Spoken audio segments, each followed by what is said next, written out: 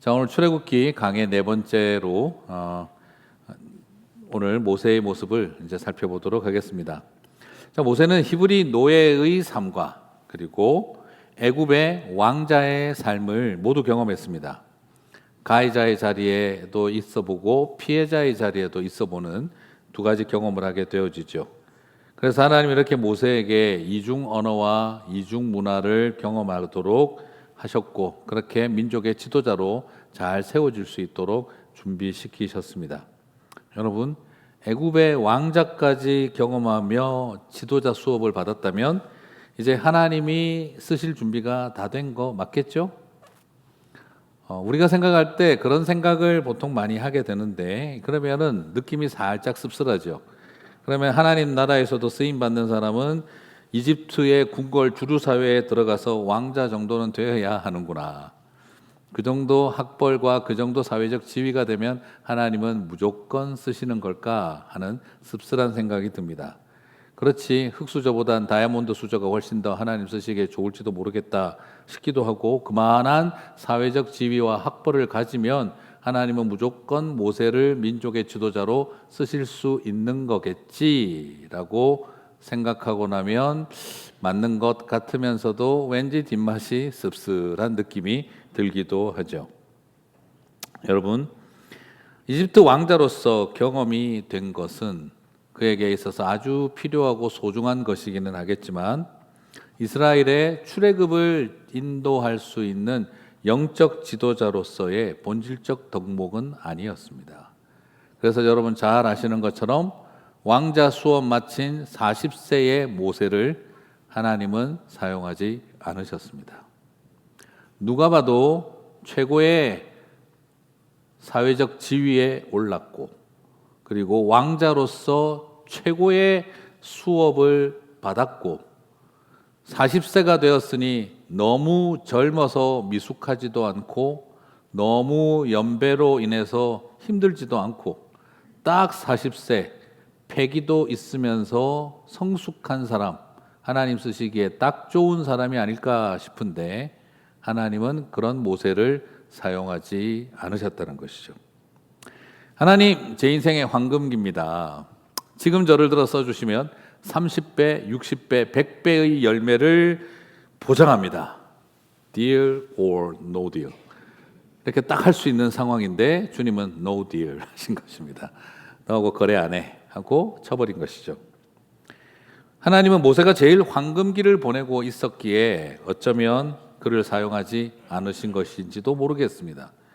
가장 그는 완벽한 것처럼 보였을런지 몰라도 오히려 그래서 그는 더 위험한 사람이었을런지도 모릅니다. 만약 여러분, 우리가 생각할 때 그때 하나님이 쓰셨다면 얼마나 멋진 사람이 됐을까 싶기도 한데, 그랬다고 한다면 여러분 어떻게 됐을까요? 하나님 믿는 파라오를 만들 수는 있었을지 몰라도 제대로 된 이스라엘의 영적 지도자가 될 수는 없었던 것이죠. 우리가 이집트 궁궐에 가서, 세계 제국의 궁궐에 가서 왕자 수업받고 왕자 되면 하나님은 우리를 쓰실 거라는 생각은 아주 세상적인 생각이라고 감히 말할 수가 있습니다. 최고의 황금기를 맞았던 모세를 하나님은 쓰지 않으셨습니다. 때로는 우리가 그런 생각이 듭니다. 하나님, 왜 나의 때와 하나님의 때가 다릅니까? 맞아요. 하나님의 때와 우리의 때가 다를 때가 있습니다. 내가 볼 때는 최고의 타이밍인데 하나님은 그 타이밍에 우리를 쓰시지 않습니다. 나는 최고의 타이밍이라고 생각하는데 하나님은 최악의 타이밍이라고 생각하실 수 있는 겁니다. 신앙이 어릴 때는 하나님의 시간과 나의 시간이 다름을 인하여 우리는 분노합니다. 그러나 세월이 지나고 나면 하나님의 시간과 나의 시간이 달랐음을 인하여 감사하게 될 줄 믿습니다. 그렇습니다. 인정하고 싶지 않지만 그때 나는 안 하는 게 옳았던 것이었죠. 모세는 그 남자로서의 자격을 다 갖추었다고 생각을 했습니다. 남자의 자격을 다 갖춘 인생의 황금기였습니다. 그러나 하나님은 그를 사용하지 않으셨습니다. 오히려 버림받은 것처럼 여겨지는 세월을 통해 하나님은 모세를 더 몰딩하고 쉐이핑하시며 준비시키셨던 것이죠. 그래서 그 고통이 그를 터닝 포인트로 만들어가는 통로가 되게 하셨던 것입니다. 왜 그러셨을까요? 왜 하나님은 40세의 모세를 사용하지 않으셨을까요? 하나님이 딱 보니까 이 젊은 모세는, 지금 40대의 모세는 지금 딱 보니까 파라오 같았습니다. 파라오의 얼굴이 오버랩 되기 시작을 했습니다. 출애굽기 2장 11절 12절을 보니까요, 모세가 장성한 후에 한 번은 자기 형제들에게 나가서 그들이 고되게 노동하는 것을 보더니, 같이 읽겠습니다. 어떤 애굽 사람이 한 히브리 사람 자기 형제를 치는 것을 본지라. 좌우를 살펴 사람이 없음을 보고 그 애굽 사람을 쳐 죽여 모래 속에 감추니라. 여러분, 이거 어떻게 보세요? 보기에 따라서는 거룩한 분노가 아닐까 하는 생각이 들어요. 하지만 다르게 생각해 보면, 사람 생명 거두기는 것을, 적이라면, 내 대적자라면 사람 생명 하나 죽이는 것을 그렇게 어렵게 생각하지 않는 모습을 보게 되어지죠. 말 그대로 권력의 맛을 아는, 권력의 피맛을 아는 파라오의 아들의 모습과 같습니다. 저는 이 모습을 바라보고 있으면 하나님의 형상이 보이는 게 아니라 파라오의 형상을 가지고 있구나, 파라오의 닮은 꼴이 되었구나 하는 생각이 듭니다. 여러분, 파라오가 산파들에게 두 주 전에 그 사람을 죽이려고 시킬 때 어떻게 시키죠? 아이가 태어나면 주위를 살펴보고 아들이면 죽여서 강에 던져라. 지금 모세가 어떻게 하고 있습니까? 주위를 살펴보고 그를 쳐 죽여 모래에 파묻었느니라. 파라오가 히브리의 아들들을 죽일 때 하던 모습과, 주위를 돌아보아 남자아이면 죽이고 강물에 던져라 했던 것처럼 모세도 똑같은 패턴으로 하고 있습니다. 주위를 돌아보고 그를 쳐 죽여 모래 속에 파묻었다 하는 것이죠. 도대체 자기가 수많은 히브리 남자아이들을 죽이던 파라오의 모습과 지금 대적자 이집트의 병사를 죽이는 모세의 모습에 왜 이렇게 두 사람이 겹쳐 보이는지 모를 지경입니다. 생명을 경시하는 잔인한 파라오의 닮은 꼴로 어느 틈에 모세는 파라오의 아들, 이집트의 왕자가 되어 있었던 것을 보게 되어지죠. 여러분, 우리가 착각하면 안 됩니다. 내가 이집트 제국의 왕자가 되고 내 안에 파라오의 형상이 보이면 하나님이 나를 크게 들어쓰실 때가 되었다라는 생각은 아주 세상적인 관점입니다. 여러분, 하나님은요, 우리가 그런 자리에 올랐고 왕자이기 때문에 쓰시는 것이 아닙니다. 하나님은 우리가 잘났다고 사용하시는 것 아닙니다. 물론 반대로 못났다고 무조건 쓰시는 거 아닙니다. 잘났다고 우쭐거리는 것 때문에 쓰실 수 없고, 못났다고 부정적이고 그리고 자포자기적이면 그래서 쓰실 수가 없습니다.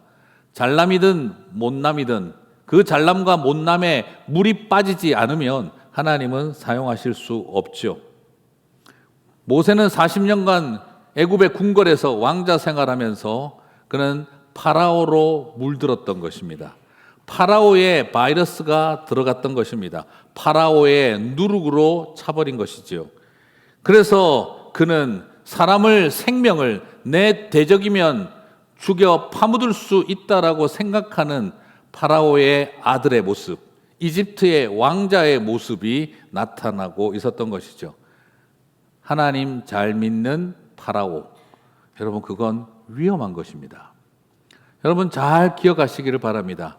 오늘날도 하나님을 잘 믿는 파라오의 아들들이 나타나고 있습니다. 그것은 양면을 잘 가지고 있는 것이 아니라 그것은 굉장히 위험한 결합입니다. 하나님을 잘 믿는 파라오의 아들. 여러분, 무슨 말일까요?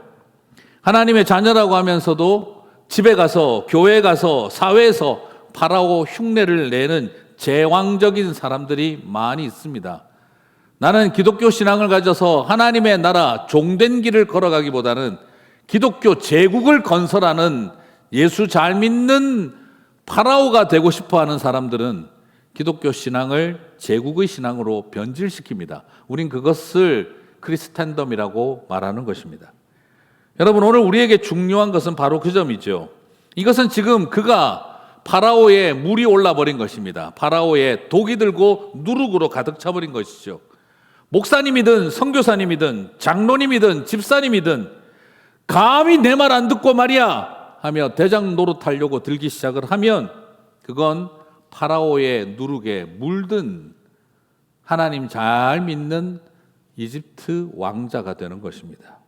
주님은 저와 여러분이 하나님 잘 믿는 이집트 왕자가 되기를 원하고 계시는 것이 아니라 하나님 잘 믿는 종이 되기를 원하고 계시기 때문입니다. 여러분, 오늘 이것이 우리에게 주는 도전입니다.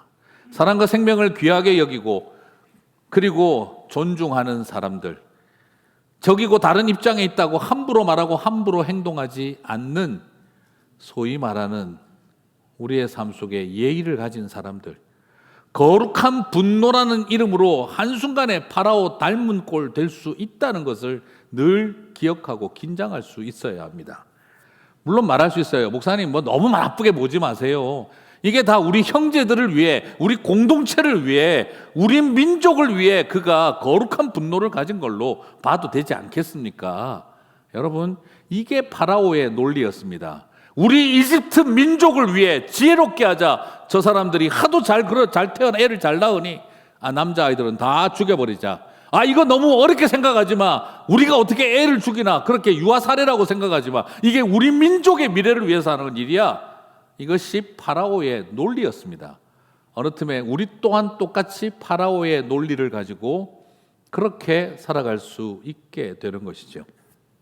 여러분, 그렇게 되어질 때 하나님 잘 믿는 파라오의 아들의 길을 걸어가게 되면 주변 사람들이 상하고 나 자신도 상하게 됩니다.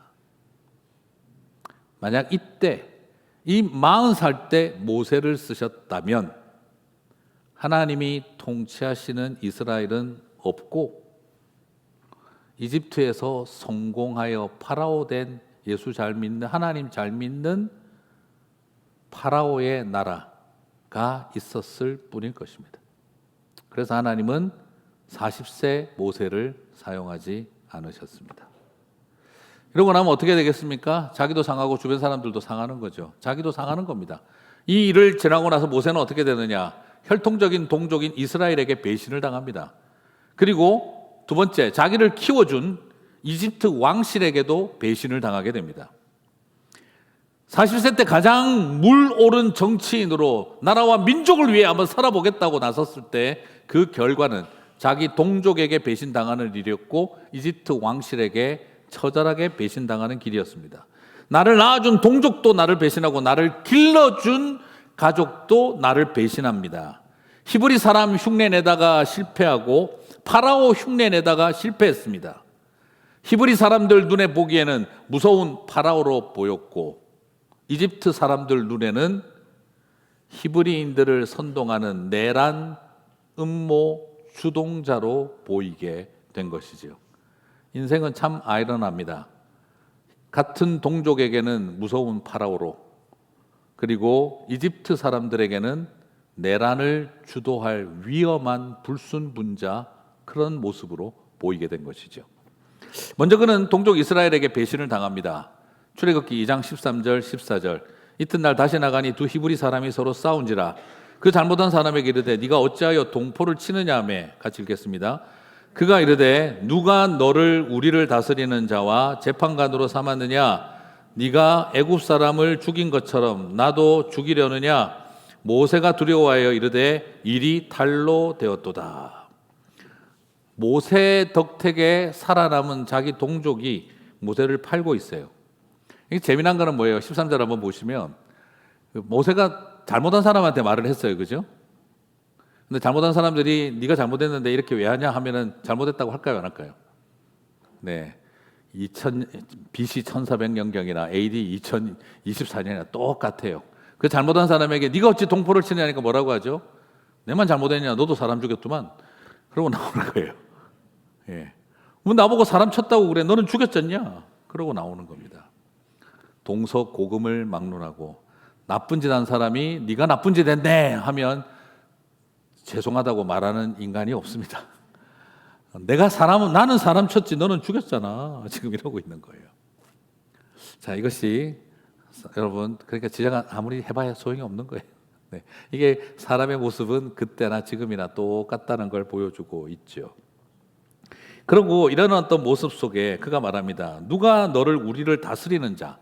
우리 한글 번역으로 다스리는 자라고 되어 있지만 이건 영어로 번역도 프린스라고 해놓고 번역에 따라서 왕이라고 해도 돼요.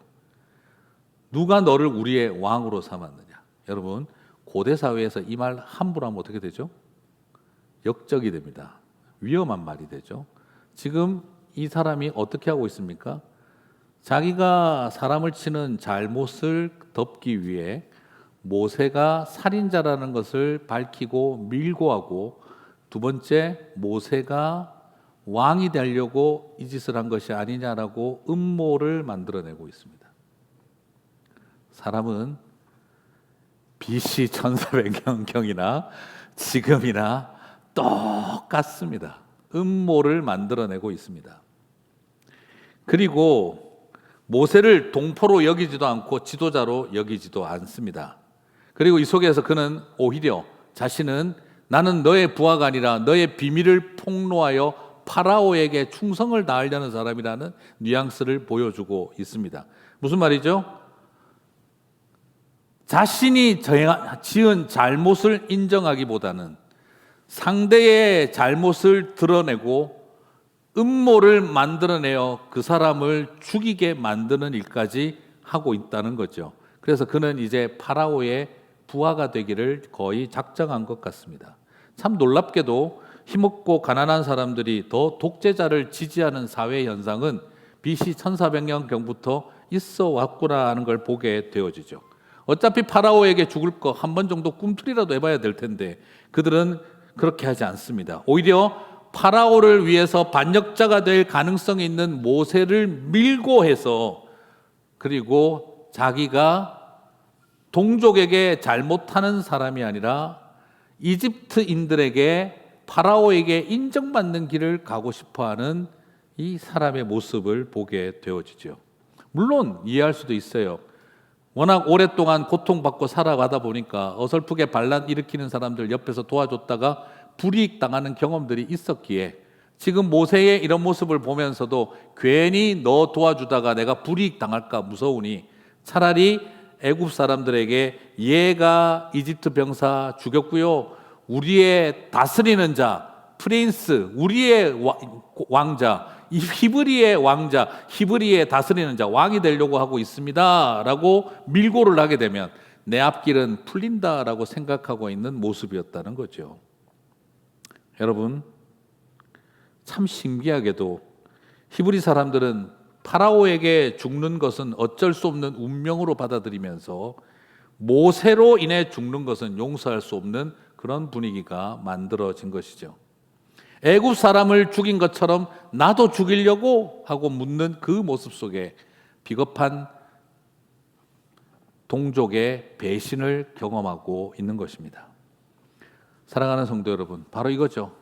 그때 그 애굽 병사 죽은 거 나하고 아무 상관없고 모세가 살인자고 이 모세가 나도 죽이려고 드는구나 라고 떠들면서 자신은 애굽에게 충성하고 모세를 팔고 있는 것입니다. 여러분, 이 공동체와 민족과 내 백성들을 위해, 내 민족과 공동체를 위해 한번 이 한 몸 던져보려고 했던 40세 모세는 처절하게 동족에게 배신당하는 아픔을 겪어야 했습니다.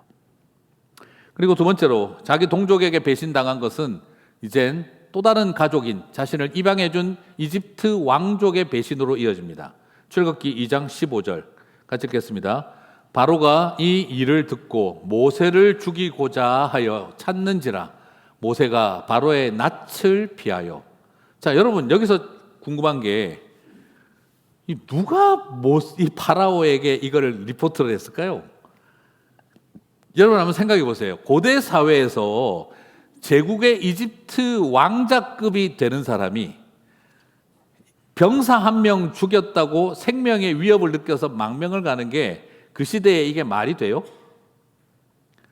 최소한 1500년대, 1600년대 조선시대 때에도 양반이 종 하나 죽였다고 걱정하거나 염려하지 않습니다. BC 1460년경에 세계 제국의 왕자가 사병 하나 죽였다고 두려움에 떨며 도망가는 일은 일어날 수 있는 일이 아닌 거예요. 이것은 분명히 이 정황을 볼 때 왜 그거를 누가 파라오 귀에다가 직접 보고를 해요?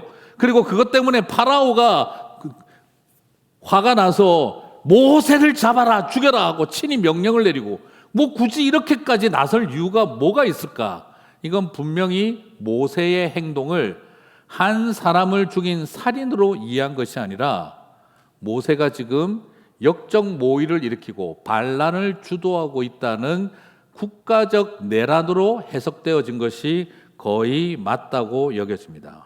파라오가 이렇게 과민 반응을 보이고 죽이려고 했던 이유, 이것은 바로 정치적 사건으로 해석되어졌다라고 볼 수 있다는 것이죠.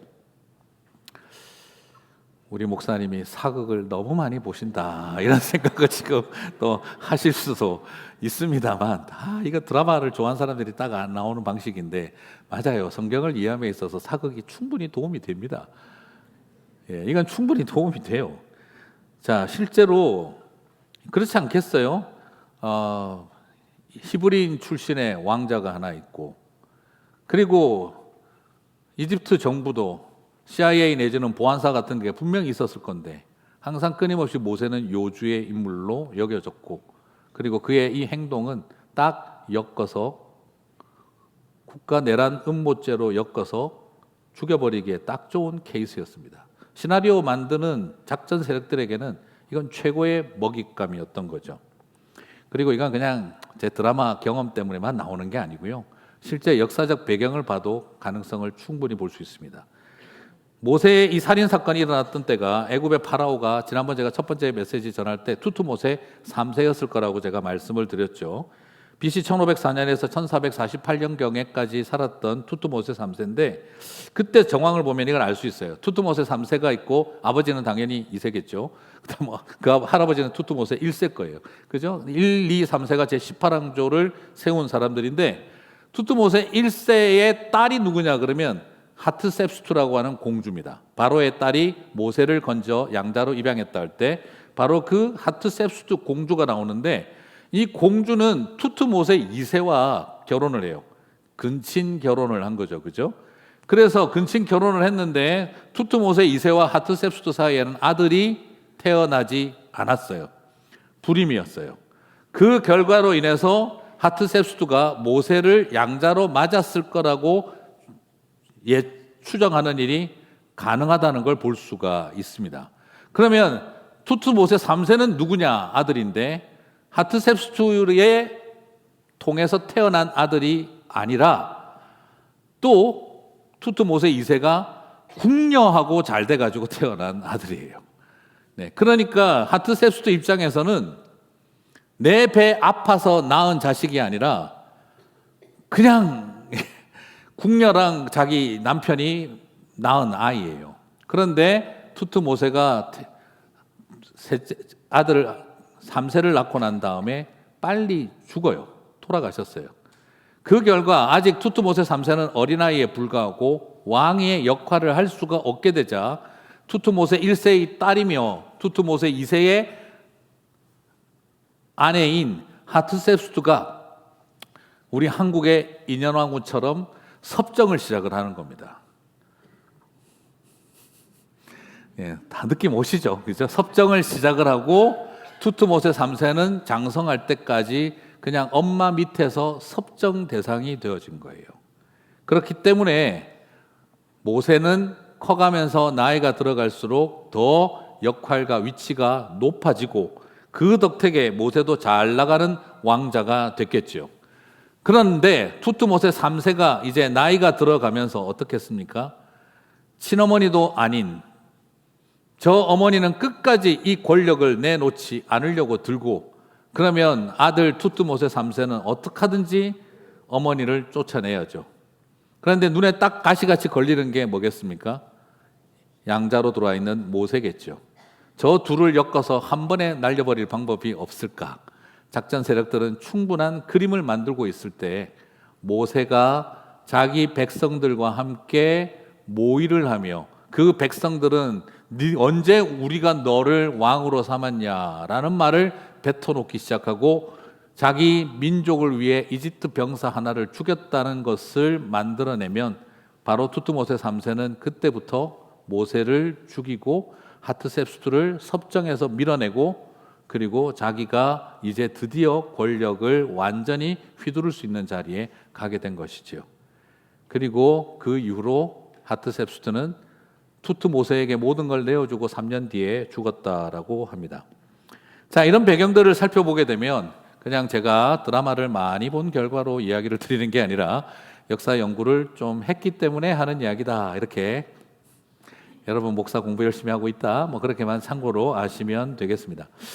자, 감사합니다. 큰 위로가 됩니다. 자, 이게 맞다면 모세의 입장에서는 호영호재하며 지냈을 투트모세 3세는 서로 배다른 아들로 양자로 들어온 아들로 서로 의지하며 살아갈 수도 있었지만 한 어머니의 권력 욕심 앞에서 서로는 재물이 되고 정적이 되어져서 나중에는 네가 죽느냐 내가 죽느냐는 형제의 싸움으로 이어질 수밖에 없었던 것이죠. 모세는 결국 이렇게 또 다른 가족인 입양 가족들에게 파양을 당하고 두 번째 배신을 경험해야 했던 것이죠. 이 정도 되면 모세의 인생도 참 서글픕니다. 어떻게 어디에도 속하지 못한 자의 서러움을 안고 히브리인들에게 배척당하고 그리고 이집트 사람들에게 형제에게 죽음의 위협을 느끼며 도망자가 되는 정치적 망명을 떠납니다. 그렇게 왔는데 이것이 그의 인생을 편하게 하지 않습니다. 이제 미디안 광야에 와서 그가 이제 살기 위해 도망가다 미디안 땅에 거주하게 됩니다. 출애굽기 2장 15절 바로가 이 일을 듣고 모세를 죽이고자 하여 찾는지라 모세가 바로의 낯을 피하여 미디안 땅에 머물며 하루는 우물 곁에 앉았더라. 하루는 우물 곁에 앉았는데 40년 동안 그 우물 옆에 앉아 있게 될지 어떻게 알았겠습니까? 미디안 땅에 가서 40년을 그 우물 옆에 살게 됩니다.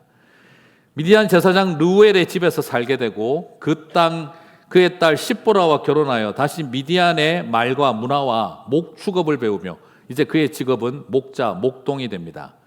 출애굽기 2장 21절, 22절 모세가 그와 동거하기를 기뻐하며 그가 그의 딸 십보라를 모세에게 주었더니 그가 아들을 낳음에 모세가 그의 이름을 게르솜이라 하여 같이 읽겠습니다. 이르되 내가 타국에서 나그네가 되었음이라 하였더라. 참, 예, 이중 언어도 아니고 삼중 언어, 삼중 문화를 그리고 잘 나가던 이집트 왕자에서 이제는 그 우물 옆에서 양을 치는 목동, 목자로 그의 인생을 살아가게 되어집니다. 참, 네, 미디안 땅에 도착해서 우물가에서 목자들을 제일 먼저 만났는데 40년 동안 목자하게 됐어요. LAX에 나를 누가 데리러 왔느냐에 따라서 이민 생활이 결정되어지는 게 오늘날의 이야기가 아니라 BC 1440년에도 처음 이민 간 땅에서 우물 옆에서 만난 목동들 때문에 40년을 목자로 살아가는 이 이야기를 보면 참으로 이민 역사는 BC 1400년 전이나 AD 1980년대나 똑같구나 하는 걸 다시 한번 발견하게 됩니다. 한국에서 성경 볼 땐 절대 이런 생각 한 번도 못 했는데 미국 와서 성경을 보니까 야, 미디안에 가서 처음 만난 목자 덕택에 그냥 모세도 40년을 목자 생활을 했네 하면서 혼자 웃었던 적이 있습니다. 자, 여러분 처음 누구를 만나셨습니까? 네, 이게 중요했던 거죠. 자, 이런 어떤 상황에서 백성을 이끌고 잘 나가던 이집트의 왕자, 백성들의 리더가 아니라 이제는 백성 대신 양떼를 이끄는 목자가 되었습니다.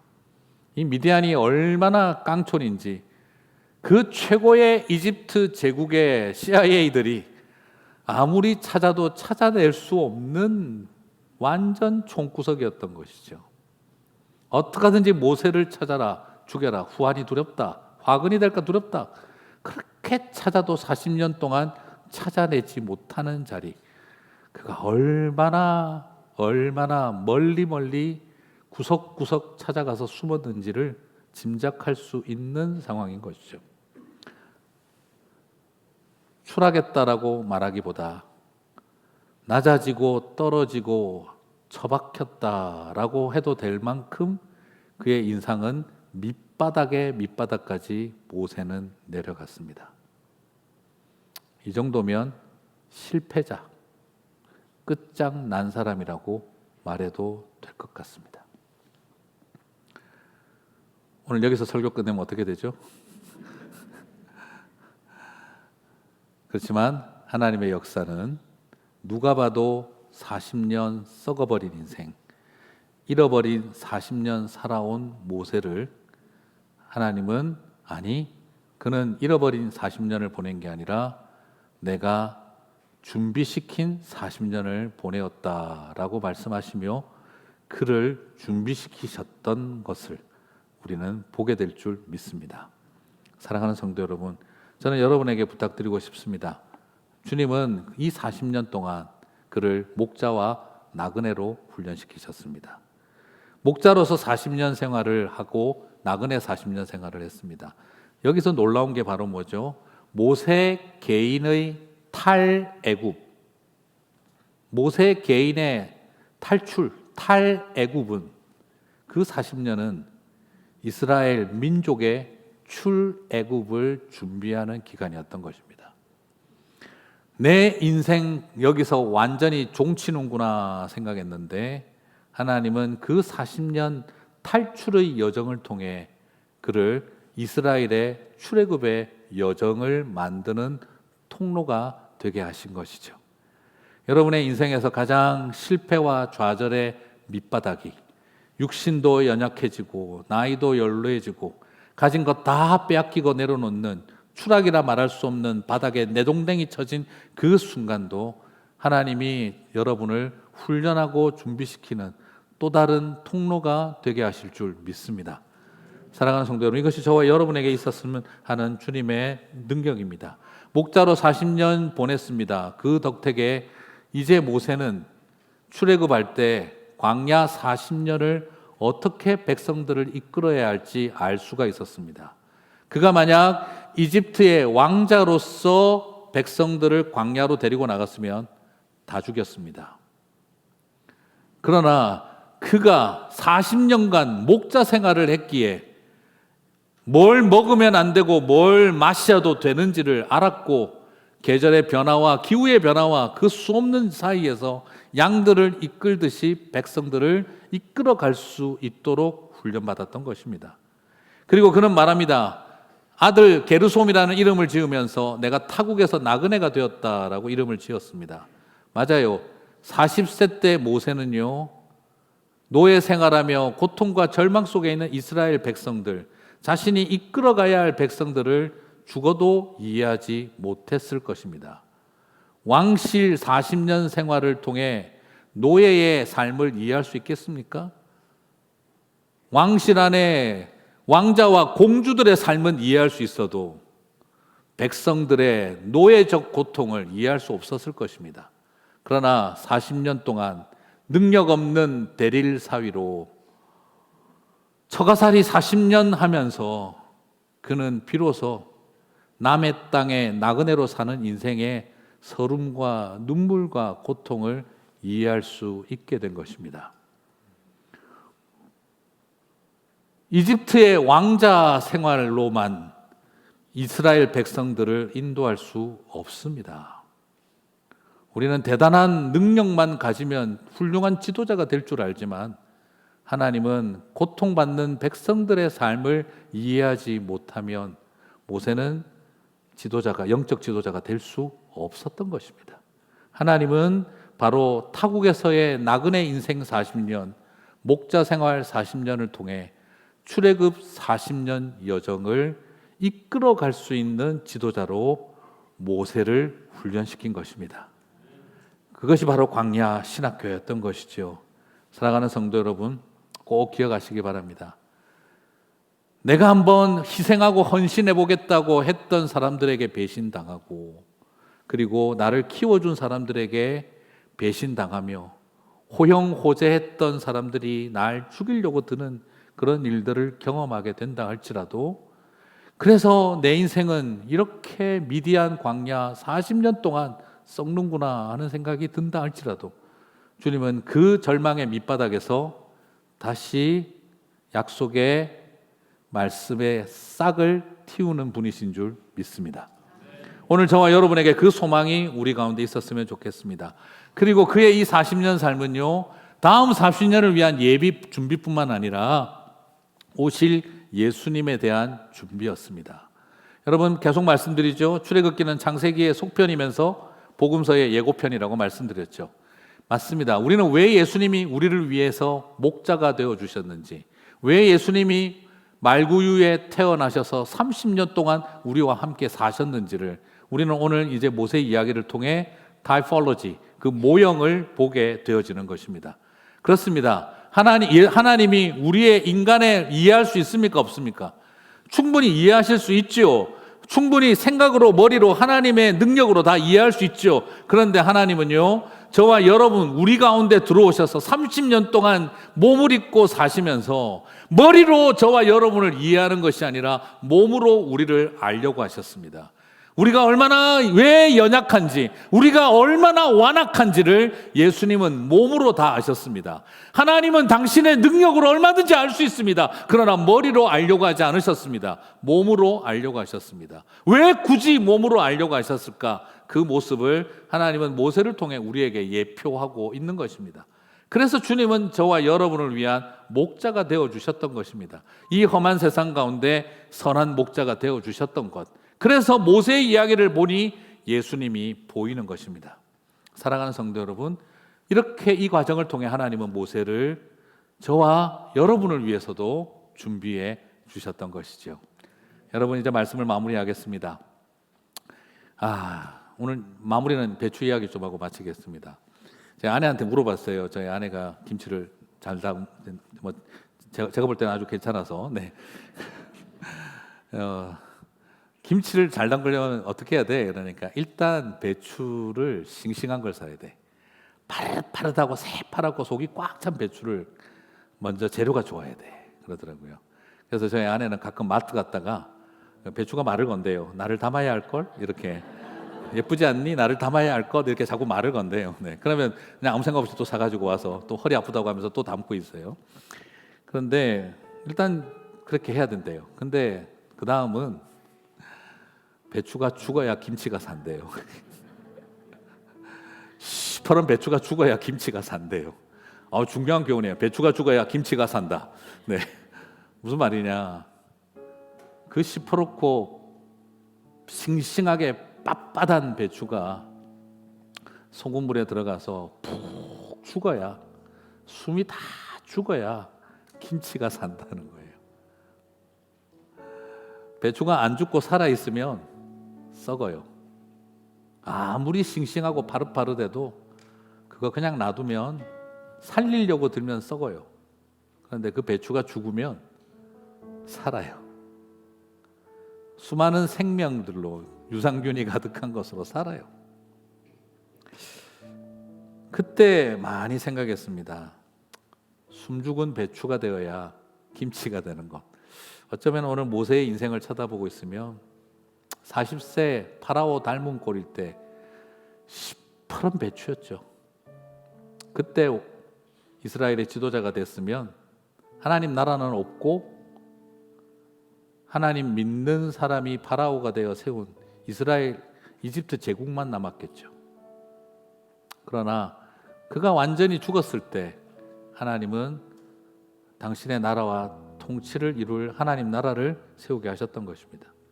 낮은 미디안 광야에서 양치기가 되었고 나그네 되었을 때 그 남자의 자격은 갖추어진 것입니다. 여러분, 우리의 자녀들과 다음 세대들이 이집트 왕자 되면 쓰임 받을 거라고 생각하십니까? 그렇게 생각할수록 광야 40년 보낼 겁니다.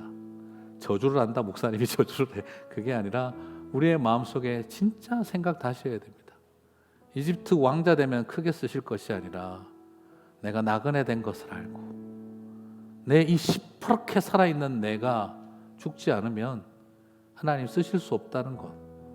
결국 나는 썩을 인생은 될 수 있어도 살리는 인생이 될 수 없다는 것을 우리가 알아야 된다는 것이죠. 사랑하는 성도 여러분, 이제 여러분 자격이 있으십니다.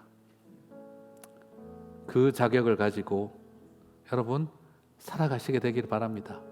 안 죽었다 소리 들으려고 시퍼렇게 살려고 들지 말고, 하얀 칠하고 초록색 칠하면서 안 죽었다 소리 들으려고 시퍼렇게 살아있으려고 하지 마시고 죽으십시오. 그럴 때 주님은 저와 여러분을 통해서 위대한 일들을, 당신의 일을 비로소 시작하실 것입니다. 그 자격을 갖춘 저와 여러분 되시기를 주님의 이름으로 축복합니다. 우리 다 함께 자리에서 일어나셔서 찬양하고 마치겠습니다.